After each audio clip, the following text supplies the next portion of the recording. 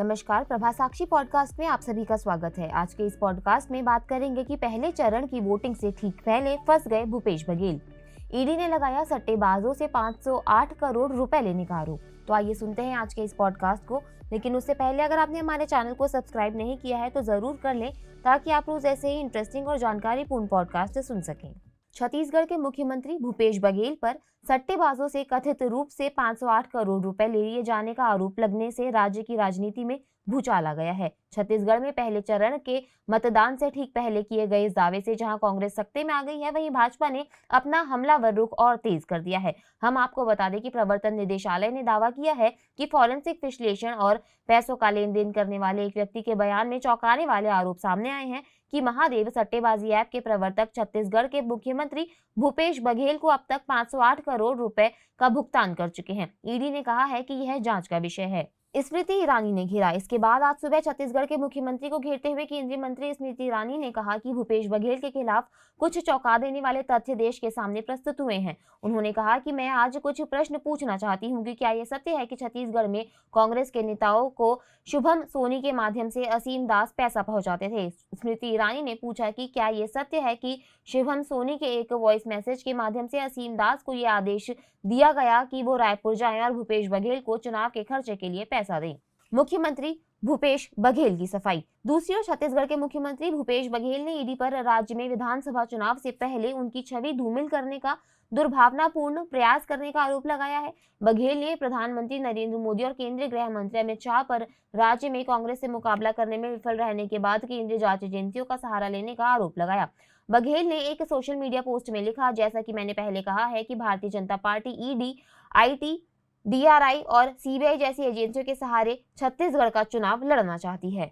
चुनाव के ठीक पहले ईडी ने मेरी छवि धूमिल करने का सबसे कुत्सित प्रयास किया है। यह कांग्रेस की लोकप्रिय सरकार को बदनाम करने की राजनीति है जो ईडी के माध्यम से किया जा रहा है। बघेल ने लिखा, महादेव ऐप की कथित जांच के नाम पर ईडी ने पहले मेरे करीबी लोगों को बदनाम करने के लिए उनके घर छापे मारे और अब एक अनजान व्यक्ति से बयान को आधार बनाकर मुझ पर 508 करोड़ रुपए लेने का आरोप लगा दिया है।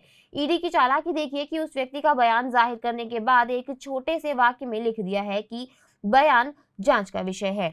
अगर जांच नहीं हुई है तो एक व्यक्ति के बयान पर प्रेस विज्ञप्ति जारी करना न केवल ईडी की नीयत को बताता है, बल्कि इसके पीछे केंद्र सरकार की बदनीयती को भी जाहिर करता है।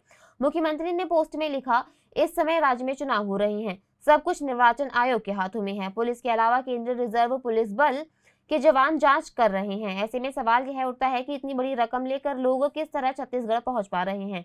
कहीं इसमें भी तो केंद्रीय एजेंसियों की सांठगांठ नहीं चल रही है। कहीं ये रकम उन संदूकों में भरकर तो नहीं लाई गई जो ईडी के अफसरों और सुरक्षा एजेंसियों के साथ विशेष विमान से पहुंची है। उन्होंने लिखा, प्रधानमंत्री नरेंद्र मोदी, केंद्रीय गृह मंत्री अमित शाह दोनों मिलकर भी कांग्रेस का छत्तीसगढ़ में मुकाबला नहीं कर पा रहे हैं, तो वे जांच एजेंसियों के सहारे चुनाव लड़ना चाहते हैं। बघेल ने पोस्ट में लिखा कि ईडी के खिलाफ मैंने खुले बयान दिए हैं और जनता को बताता रहा हूं कि ईडी किस तरह से काम करती है। वह पहले लोगों के नाम तय करती है, फिर लोगों को गिरफ्तार करके धमकाती है, डराती है और नाम लेने पर बाध्य करती है। इसके लिए वह किसी भी हद तक जा सकती है। मारना, डराना, धमकाना तो सामान्य बात है। उन्होंने लिखा, कांग्रेस तैयार है, कांग्रेस का एक एक कार्यकर्ता तैयार है। ईडी, आईटी जैसी एजेंसियों के मुकाबले के लिए छत्तीसगढ़ की जनता हमारे साथ है। हम लड़ेंगे और जीतेंगे। राज्य के 90 सदस्यीय विधानसभा चुनाव के लिए 7 और 17 नवंबर को 2 चरणों में मतदान होगा।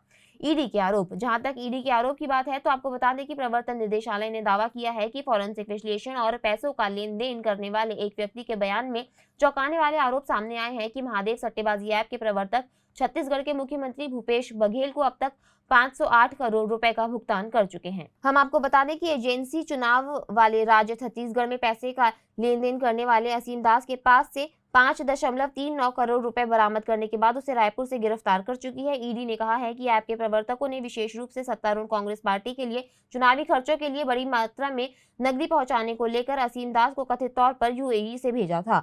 एजेंसी ने एक बयान में आरोप लगाया कि असीम दास ने स्वीकार किया है कि महादेव ऐप के प्रवर्तकों ने जब्त की गई धनराशि छत्तीसगढ़ में आगामी चुनाव में होने वाले खर्चों के लिए नेता बघेल तक पहुंचाने की व्यवस्था की थी। एजेंसी ने कहा कि असीम दास से पूछताछ, उसके पास से बरामद फोन की फॉरेंसिक जांच और शुभम सोनी द्वारा भेजे गए ईमेल की पड़ताल से कई चौंकाने वाले आरोप सामने आए हैं। पता चला है कि महादेव ऐप के प्रमोटर छत्तीसगढ़ के मुख्यमंत्री भूपेश बघेल को अतीत में नियमित तौर पर भुगतान करते रहे हैं और अब तक लगभग 508 करोड़ रुपए का भुगतान किया जा चुका है। असीम दास और पुलिस कांस्टेबल भीम यादव की हिरासत की मांग करते हुए अदालत में दायर अपने रिमांड आवेदन में ईडी ने कहा कि भूपेश बघेल पर लगे आरोपों की स्वतंत्र रूप से पुष्टि करने की आवश्यकता है। हिरासत अनुरोध के साथ असीम दास के आईफोन से बरामद एक ऑडियो क्लिप की प्रति भी साझा की गई है, जिसमें शुभम सोनी को विशेष रूप से असीम दास को छत्तीसगढ़ के आगामी चुनावों में खर्च के लिए बघेल को धन की आपूर्ति करने के लिए तत्काल रायपुर जाने के लिए कहते हुए सुना जा सकता है। एजेंसी ने पहले कहा था कि ऐप से अर्जित कथित अवैध धन राज्य में नेताओं और नौकरशाहों को रिश्वत के रूप में दिया गया था। हम आपको बता दें कि ईडी ने कई मशहूर हस्तियों और बॉलीवुड कलाकारों को बुलाकर ऑनलाइन सट्टेबाजी प्लेटफॉर्म से उनके संबंधों और इसके भुगतान के तरीकों के बारे में पूछा था। ईडी ने कहा कि उसे खुफिया जानकारी मिली थी कि छत्तीसगढ़ में 7 और 17 नवंबर को होने वाले विधानसभा चुनावों के लिए महादेव ऐप के प्रवर्तकों की तरफ से बड़ी मात्रा में धन ले जाया जा रहा है। इसके बाद उसने बृहस्पतिवार को दास को पकड़ा था। ईडी ने कहा कि यह धन राज्य के दुर्ग जिले के भिलाई स्थित होटल ट्राइटन में खड़े एक वाहन से जब्त किया गया था। आज के लिए इतना ही। अगले पॉडकास्ट में किसी और मुद्दे पर देंगे आपको विस्तृत जानकारी। तब तक के लिए जुड़े रहे प्रभा साक्षी के साथ।